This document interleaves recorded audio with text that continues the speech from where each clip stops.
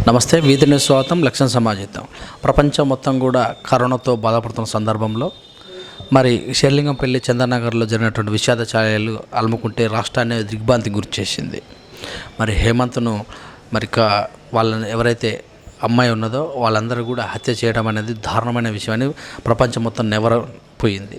ప్రస్తుతం వాళ్ళ ఫాదర్ హేమంత్ మురళీకృష్ణ గారు ఉన్నారు. వారిని అడిగి మరికొన్ని విషయాలు తెలుసుకుందాం. చిన్నప్పటి సంది హేమంత్ ఎలా ఉండేవాడు? చిన్నప్పటి సంగతి అంటే వాడు అమ్మ కూర్చుండేవాడు. ప్రతిదీ అమ్మ. నిద్ర లేవన ఈ వయసులో ఇప్పుడు కూడా వాడు నిద్ర లేవని అడిగేది అమ్మ అనే. ముందు అమ్మే కనపడాలి వాడికి వాళ్ళ అమ్మ. అట్లా ఏదైనా మనం చెప్పిందే చేస్తాడు, చెప్పినట్టే వింటాడు. కానీ ఎక్కడ ఇదిగా లేదండి వాడి దగ్గర. ఇంటర్ అయిపోయిన తర్వాత కూడా ఏరోనాటికల్ వెళ్తానంటే ఏరోనాటికల్ వద్దమ్మా, అది జాబ్స్ బయట వస్తాయి, మనం అందరం కలిసి ఉండాలి, మన నలుగురే కదా అని చెప్పడం జరిగింది. వాడు ఎమ్మటే ఓకే డాడీ నీ ఇష్టం అన్నాడు ఎమ్మటే. అట్లా మనల్ని బాధ పెట్టే పని చేయడు మా అబ్బాయి. తర్వాత సినిమా వాడు జిమ్కి వెళ్ళినప్పుడు జిమ్లో ఒక తమిళ్ డైరెక్టర్ పరిచయం అయ్యి, అమ్మ నేను కొత్త సినిమా తీద్దాం అనుకుంటున్నాను, నీ ఫిజిక్ నువ్వు బాగున్నది, మాకు కరెక్ట్గా సరిపోతావు, చేద్దామని చెప్పంటే వాడు మా మమ్మీ డాడీతో మాట్లాడాలండి అన్నాడు. వాడు ఫోన్ చేసి ఆయన అడిగితే కూడా మేము ఒప్పుకోవాలి ఫస్ట్. కానీ తర్వాత హేమంత్ వాళ్ళమ్మతో చిన్నగా అమ్మ అందరూ తిరుగుతుంటారు కదా హీరో పాత్ర కోసం, దానంతట అది వచ్చింది కదా ఈ ఒక్కటి చేస్తానని జరిగింది చేయటం. సరే నాకు ఇష్టం లేకపోయినా నేను ఒప్పుకున్నాను. ఆ షూటింగ్ అయిపోయింది, వస్తుంది అనుకుంటా. అంతలోకే అదే టైంలో ఉదయ్ కిరణ్ సూసైడ్ చేసుకున్నాడు. అప్పుడు కూర్చోబెట్టి వాడిని చిన్నగా అంటే వాడికి ఎలా చెప్పాలి అని నేను ఆలోచిస్తున్నా. ఈ ఫీల్డ్లో వద్దురా మనకి అని చెప్పడానికి ఎలా చెప్పాలని ఆలోచిస్తున్న టైంలో ఉదయ్ కిరణ్ సూసైడ్ చేసుకున్నప్పుడు చెప్పాను కూర్చోబెట్టి, చూడమ్మా ఈ ఫీల్డ్లో ఎప్పుడు ప్రతి పిక్చర్ హిట్ అవుతూ ఉంటేనే నీకు వాల్యూ ఉంటుంది, పలకరిస్తారు, లేకపోతే నీకెళ్ళి ఎవరు చూడరా, నువ్వు తట్టుకోలేవు, కాబట్టి నా మాటిని మానేసేయమ్మని చెప్పంటే ఓకే డాడీ అన్నాడు. అంతే, ఒక సినిమా అంతే, మళ్ళీ దాని జోలే పాలేదు. ఎమ్మటే ఏషియన్ పెయింట్స్లో జాబ్ వచ్చింది, అది చేసుకుంటూ స్వతంత్రంగా చేసుకుందాం అనుకొని వాడు ఓన్గా 3 years నుంచి ఓన్గా చేసుకుంటున్నాడు. అయితే ఇక అదే ఈ అవంతి వాళ్ళు మా ఇంటికి దగ్గరేనండి, 100 meters డిస్టెన్స్లో ఉంటుంది. 12 years అయింది మాకు. ఆమె 12 years కింద నుంచి తెలుసు. మా ఇంటికి వస్తూ పోతూ ఉంటుంది, వాళ్ళ ఫ్రెండ్షిప్గా ఉండేవాళ్ళు.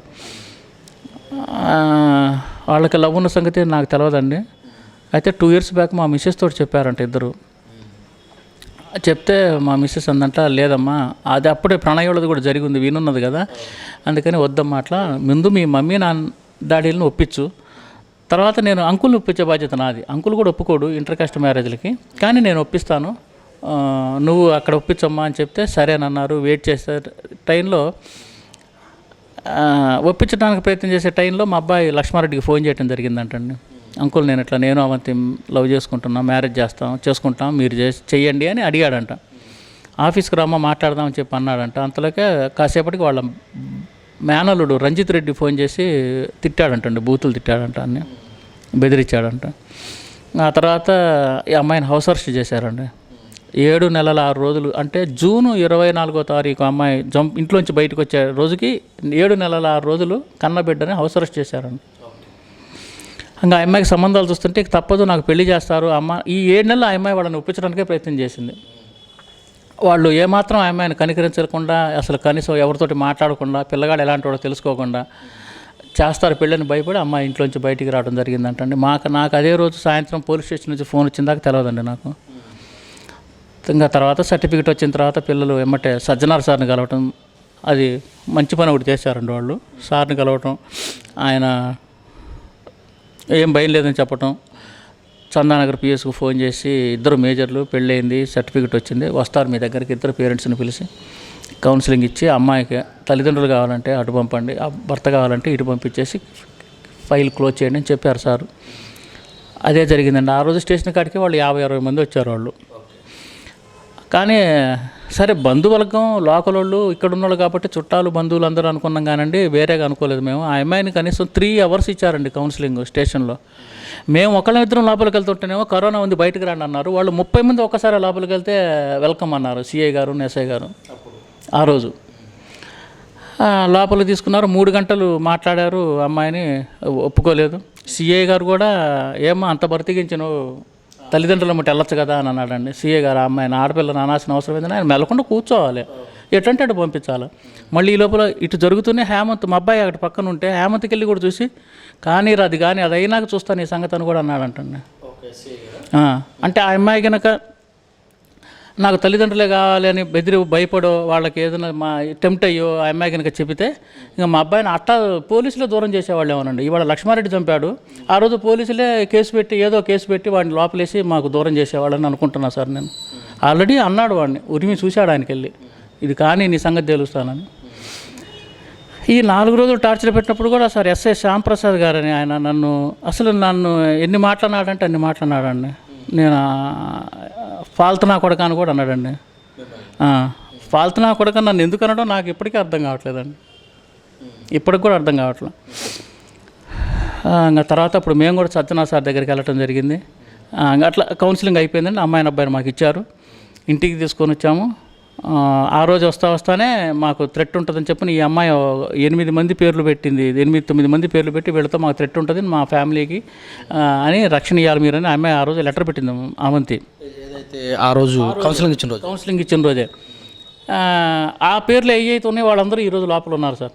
ఆ అమ్మాయి ఖచ్చితంగా గెస్ చేసింది, వాళ్ళందరూ ఎవరైతే అనుకుందో వాళ్ళందరూ ఉన్నారండి లోపల ఈరోజు. మరి పోలీసు వాళ్ళు ఎందుకు పసిగట్టలేకపోయారంటారు సార్? అది నేను చెప్పలేను కదా సార్, అది నేను ఎట్లా చెప్తానండి. ముందుగా మీరు పేరు ఇవ్వడం వల్ల వాళ్ళ నిఘా కూడా ఉండాలి కదా. ఉండాలి, అది మరి లేదనే కదా సార్ ఇప్పుడు అనుకుంటుంది. అది లేదు, అది మాతోటి వాళ్ళకి మా వల్ల ఉపయోగం లేదు కదా సార్. మాకెళ్ళి సపోర్ట్ చేసిన వల్ల వాళ్ళకి ఏం ఉపయోగం లేదు కదండి. లక్ష్మారెడ్డికి వెళ్ళి సపోర్ట్ చేస్తేనే వాళ్ళకి ఉపయోగం ఉంటుంది. సార్ లాంటి వాళ్ళే మ్యారేజ్ సర్టిఫికేట్ ఇచ్చినప్పుడు లోకల్ పోలీసు వాళ్ళు ఇలా అనటం అనేది అంటే మీరు అప్పటికి అవును సార్, కరెక్టే. పెద్దవాళ్ళు చెప్తుంటారు, వాళ్ళు సక్రమంగా ఉండండి అయ్యా, ఇంటికి స్టేషన్కి నీకు మాట్లాడటానికి అన్యాయం జరిగినా ఏదైనా జరిగితే ఇబ్బందుల్లో వస్తే స్టేషన్కి వస్తే ఫ్రెండ్లీగా ఉండండి, ఫ్రెండ్లీ పోలీసు కావాలని పెద్ద ఆఫీసర్స్ సుపీరియర్స్ అందరూ మొత్తుకుంటున్నారు. కానీ ఇది ఏ స్టేషన్లో జరగట్లేదు సార్. నేను ఇంతకుముందు కూడా చెప్పాను, కనీసం కూర్చోమని కూడా అన్నారు సార్. కూర్చోమని కూడా నేను ఆల్రెడీ సర్జరీ చేయించుకున్నాను, వాళ్ళకి తెలుసు ఆ సంగతి. ఏప్రిల్ 30 తారీఖు నా కొడుకు దగ్గరుండి ఆపరేషన్ చేయించాడు లాక్డౌన్లో. ఎంతసేపు నిలబెట్టారు కానీ కూర్చోమని కూడా అనలేదండి. అంటే నాకు మర్యాదలే అవసరం లేదు, చెప్తున్నా పద్ధతిగా అండి. కంపల్సరీ అండి అక్కడ కూర్చున్న వాళ్ళను అందులో పెద్దవాళ్ళను ఖచ్చితంగా అదే డిఫరెన్స్ నాకు ఇప్పటికీ అర్థం కాదు. అదే సిపి సార్ గారి దగ్గరికి ముందు కూర్చొని మాట్లాడమంటాడు ఆయన, ముందు కూర్చొని మాట్లాడని చెప్తాడు ఆయన. అది కాబట్టి ఇంకా అది మనం ఏం చేయలేం సార్. అది వాళ్ళు మారాల్సిందే తప్ప. ఇంకా అప్పచెప్పారు, అయిపోయింది, ఇంటికి వచ్చేసామండి. ఇంటికి వచ్చిన తర్వాత గంటకి మళ్ళీ అమ్మాయి తండ్రి తాత ఎవరో ఫోన్ చేశారండి. ఫోన్ చేసి మా అమ్మాయి పేరుతో ఆస్తులు ఉన్నాయి, మాకు ఇప్పించమని చెప్పారు. ఇప్పిస్తామండి, మాకు అవసరం లేదు సార్, మీ ఆస్తి మాకు అవసరం లేదని చెప్పి. మీరు మూడు రిజిస్టర్ ఆఫీసుల్లో ఉన్నాయి సార్, 3 ఏరియాలో ఉన్నాయి ప్రాపర్టీస్. అయితే ఒకే రోజు చేస్తామండి, 3 రోజులు తిరగాలంటే మేము తిరగలేము. ఒకే రోజు మీరు డాక్యుమెంట్స్ రెడీ చేసుకోండి, మేము వచ్చి రిజిస్టర్ చేస్తామని చెప్పాను. సరేనన్నారండి. అది 19వ తారీఖు అనుకుంటానండి, జూన్ 19. వెళ్తా మళ్ళీ వాళ్ళ అమ్మాయిని తీసుకుపోతే అండి మమ్మల్ని కొట్టి తీసుకుపోతే ఇబ్బంది అవుద్దని మేము స్టేషన్కి వెళ్ళాము సార్కి చెప్పడానికి, రిపోర్ట్ చేయడానికి. సెక్యూరిటీ ఇస్తారేమోనని. మేము సెక్యూరిటీ ఇవ్వమండి, ఇక్కడ నుంచి మీరు శంకరపల్లి రిజిస్టర్ ఆఫీస్కి పోయినప్పుడు అక్కడ పోలీస్ స్టేషన్లో తీసుకెళ్ళండి, కంది పోయినప్పుడు అక్కడ పోలీసులు తీసుకెళ్ళండి, అక్కడ చెప్పండి పిఎస్లో, అంతేగాని మాకు సంబంధం లేదని చెప్పన్నారు. ఊరక మీరు లెటర్ అయితే రాసి ఇవ్వండి అని చెప్పన్నారు. అమ్మాయి లెటర్ రాసి ఇచ్చింది, వెళ్ళామండి కారులో. ఏం లేదు, జరగలేదు. 10:30కి వెళ్ళిపోయాము. ఈవినింగ్ 5:30కి వాళ్ళ ఆస్తులు మొత్తం అప్పు చెప్పేశాం. అసలు మొత్తం ఇంకా అయిపోయినాయి కదా, వాళ్ళ ఆస్తులు కూడా వాళ్ళకి ఇచ్చాం కదా, వాళ్ళకి ఏమన్నా ఆస్తుల కోసం అమ్మాయిని ఇట్లా చేశారేమనుకున్నా అది కూడా ఉండదు కదా అనుమానం అనుకొని మేము ఇంకా అనుమానం అయితే లేదండి మాకు వాళ్ళ మీద. ఇంకా పిల్లల్ని కాదు అమ్మాయి ఇక్కడ ఎదురుగా అని కూడా అన్నాడులేండి అమ్మాయి తండ్రి, నువ్వు నా కళ్ళ ఎదురుగా కనపడొద్దు, నా వాళ్ళకి కానీ మాకు కానీ మీరు కళ్ళ ఎదురుగా కనపడొద్దు అని చెప్పని అన్నాడు లక్ష్మారెడ్డి. అందుకని వేరే ఉంచాం సార్ వాళ్ళు, లేకపోతే వేరే ఉంచాం, మా దగ్గరే ఉంచుకునేవాళ్ళం. అక్కడ ఉన్నా కానీ పాపం వాడు ఎప్పుడు మమ్మల్ని వదిలిపెట్టి ఉండలేదు కదా. 2 రోజులకు 3 రోజులకు రావటం, హడావుడిగా అన్నం తినటం, పోయేటప్పుడు గబగబా వెళ్ళేవాళ్ళు. అట్లా జరుగుతుంది. ఒక 5 డేస్ అంటే మర్డర్ ప్లాన్కి 5 డేస్ ముందు వాళ్ళు ఫోన్లు చేయటం, మాట్లాడటం జరుగుతుంటే చిన్నగా అమ్మ నేను చూడాలని అట్లా మాట్లాడుతూ ఉంటే మేము పోనీలే మంచి రోజులు వచ్చినాయి, ఇంకా వాళ్ళకి మనసు మారుతుంది, ఇవాళ వీళ్ళు మాట్లాడుతున్నారు చుట్టాలు, రేపు తల్లిదండ్రి మాట్లాడచ్చు, ఒకవేళ తల్లిదండ్రి డైరెక్ట్గా వాళ్ళు చేయలేక వీళ్ళతో మాట్లాడిచ్చారేమో అట్లా అనుకున్నాం మేము. కానీ అమ్మ మాట్లాడమ్మా అని చెప్తున్నాం. వాళ్ళు పక్కా ప్లాన్గా ఈ రంజిత్ రెడ్డి, రాకేష్ రెడ్డి, విజేందర్ రెడ్డి అండి, వీళ్ళంతా మామూలు అమ్మాయికి మంచిగా మాట్లాడుతూ బర్త్డే అప్పుడు విషెస్ చెప్తూ అమ్మాయిలు ఇంటికి వచ్చి అన్నం తిని వెళ్ళేటప్పుడు కారానికి పోయి ఇల్లు రెక్కి చూశాడు సార్ విజేందర్ రెడ్డి అనేవాడు. వాడు ఇల్లు చూసొచ్చి వెళ్ళే రోజు 24వ తారీఖు రజిత అన్న అమ్మాయి ఫోన్ చేసి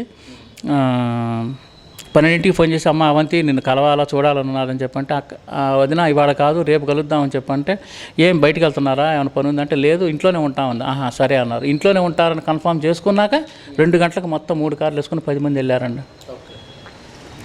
ఆడవాళ్ళందరూ ఉన్నారు కాబట్టి పిల్లగాడు ఏమనుకున్నాడు, మాట్లాడటానికి వచ్చారు అనుకొని మాకు ఫోన్ చేసి, అమ్మ ఇట్లా అందరూ వచ్చారు, మాట్లాడటానికి వచ్చారు, రమ్మని చెప్పడం మేము వెళ్ళటం జరిగింది. మా కళ్ళెదురుగానే తీసుకుపోయారండి బాబుని.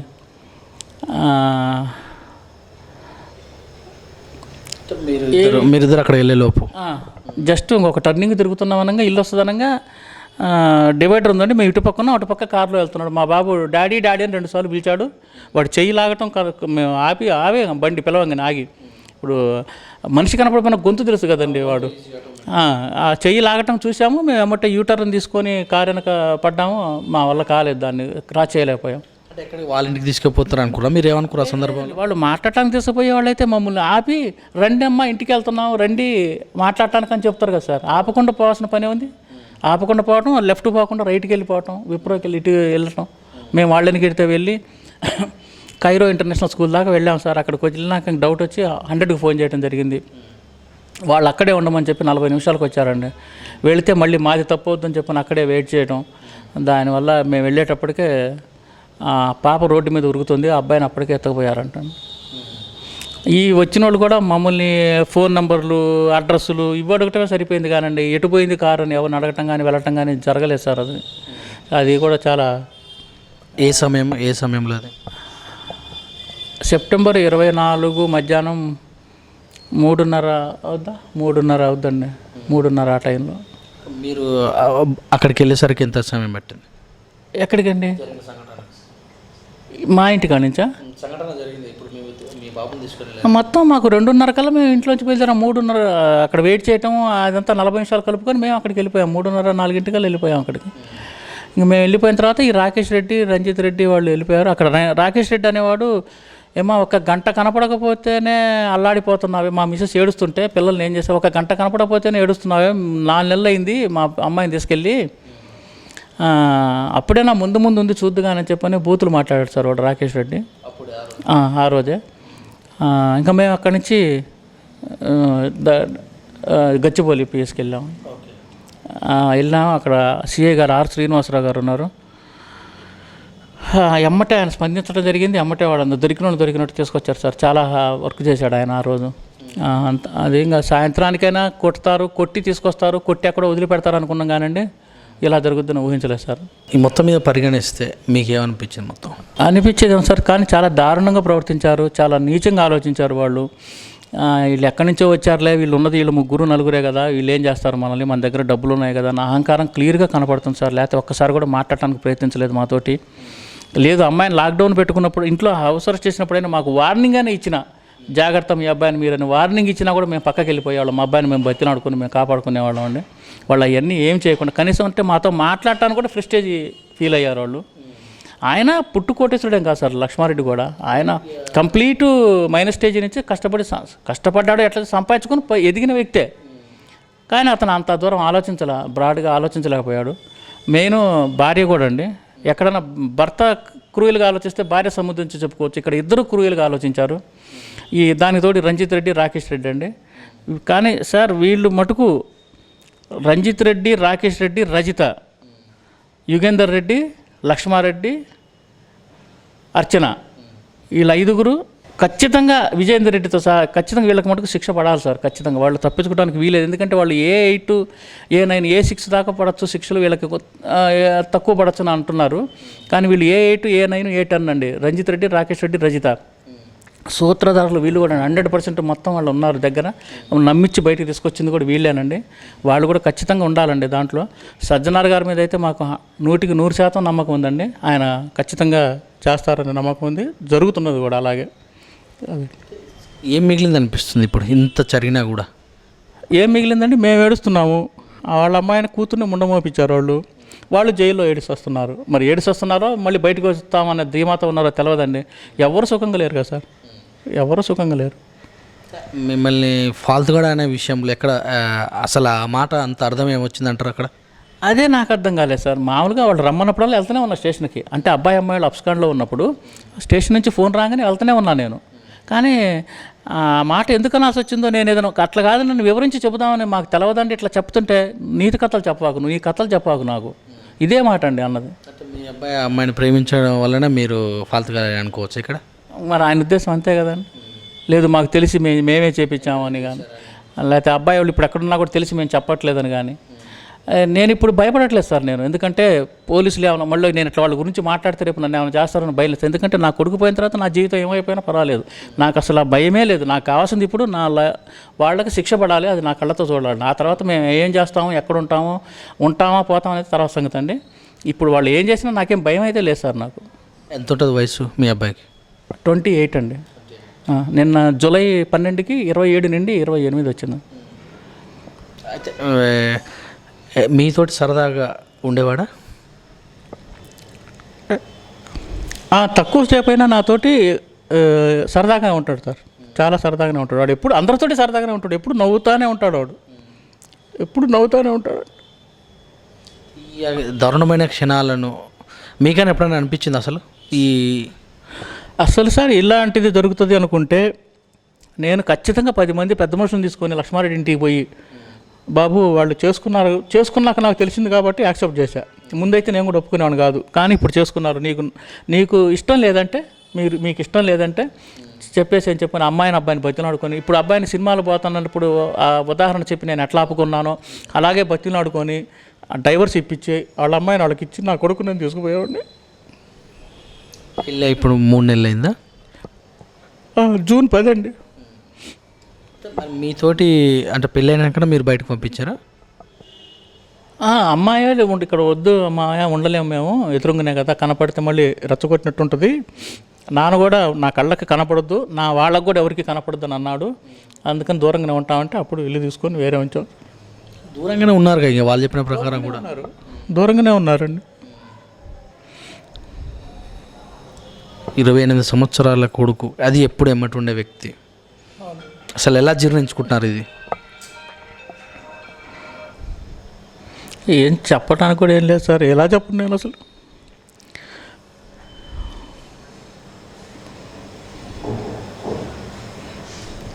ప్రభుత్వం మీరు ఏం డిమాండ్ చేస్తారు సార్? డిమాండ్ చేసేది సార్, కేసీఆర్ గారికి అన్నీ తెలుసు. ఆయన అన్ని రంగాల్లో విజ్ఞుడే. మనం చూస్తూనే ఉన్నాం, మన తెలుగు సభలు పెట్టినప్పుడు ఇది చెప్పటం కానీ, ఆధ్యాత్మికంగా కానీ వాళ్ళందరినీ చూడటం, కవులని ఇవన్నీ ఆయన దగ్గర మంచి మనస్తత్వం ఉందనుకుంటున్నాం. మరి ఇప్పటికీ ఆయన విన్నాడో లేదో తెలియదు. ఆయన కూడా ఖచ్చితంగా చేస్తాడని అనుకుంటున్నాం సార్. ఎందుకంటే ఆయనకి ఫ్యామిలీ విలువలు, బంధాలు, అనుబంధాలు తెలుసు కదా సార్.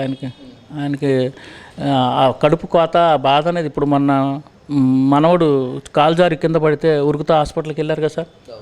అంత ముఖ్యమంత్రి అయినా కూడా తాతయ్య కదా సార్. అలాగే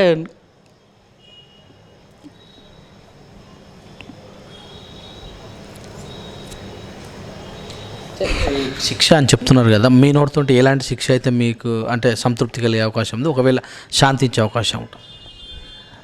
ఇలాంటి శిక్షను మనం చెప్పలేం కదా సార్. ఒక సాధారణ మనిషిగా మనం చెప్పలేము. కాకపోతే